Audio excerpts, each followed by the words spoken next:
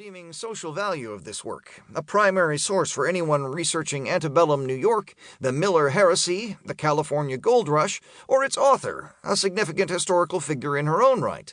And with Victorianism's eclipse, it no longer offends contemporary community standards relating to the description or representation of sexual matters. We are not all historians, however.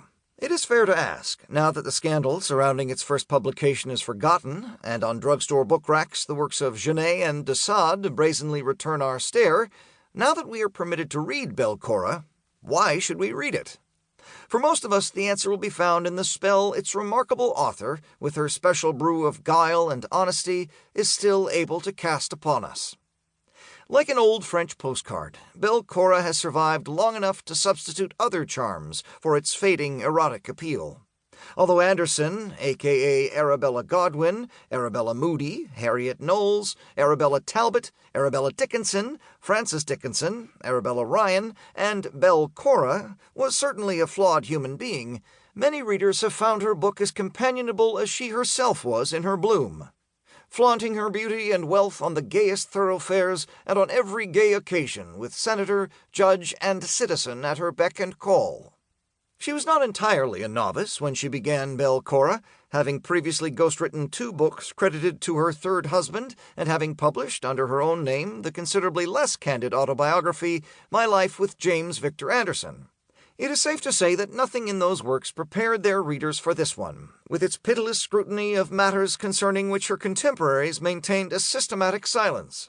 Nostalgic without sentimentality, Mrs. Anderson has performed the feat of seeming modern to more than one generation.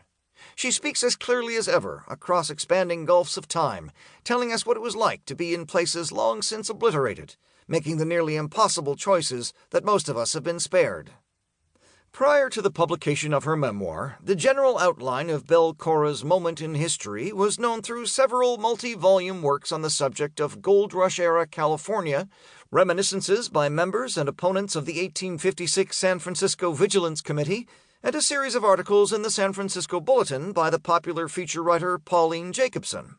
The more personal and private events of her childhood and adolescence in New York, as astonishing in their own way as those for which historians had remembered her, were unknown until these confessions appeared.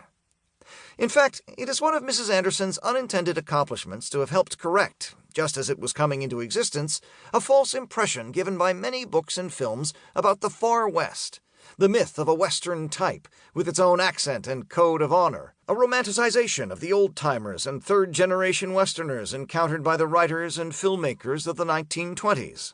It is too easy to forget that when the West was really a frontier, most of its inhabitants were new to it.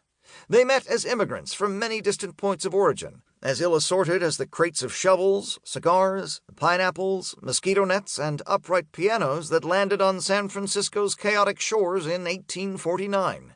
And they were also immigrants from another time, from decades of naive piety, climaxing 5 years earlier in the bitter fiasco of Millerism, when people had stood on hills and rooftops waiting for Jesus to appear in the sky. Mrs. Anderson, in her eagerness to justify her actions, to explain how she became an immoral woman, gives us this eastern background of the West. It is with pride that I present, complete in 1 volume, the confessions of the notorious widow of the gambler Charles Cora. Arthur Adams Bayliss, Ph.D., New York, 1967. Author's Introduction.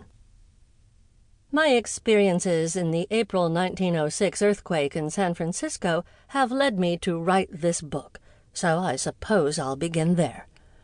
When the first trembler came, I was in bed. It was 5:12 a.m. I was dreaming the dream I have had at least once a year for the greater part of my life, that I was an innocent farm girl in upstate New York.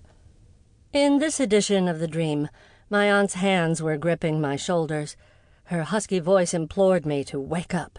There was work to be done. I kept my eyes shut, knowing very well that when I awoke I wouldn't be on the farm. She didn't understand that, naturally. She was dead. She kept shaking me.